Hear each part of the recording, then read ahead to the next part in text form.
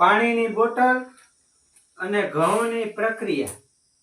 આ બંને પાણી કૂવામાંથી, બોરમાંથી, તળાવમાંથી આવે। પાણીની બોટલનો ભાવ 20 રૂપિયા 1 લીટરનો અને આ 1 કિલો ઘઉંનો ભાવ 22 થી 25 રૂપિયા। આ પાણી છે એમાં 3 પ્રોસેસ આવે। એક પાણીને ફિલ્ટર કરવું અને આનું પેકિંગ કરવાનું અને વેચાણ કરવું। જ્યારે આ ઘઉં ખેડૂત પકવે છે તો એની 12 પ્રોસેસ આવે।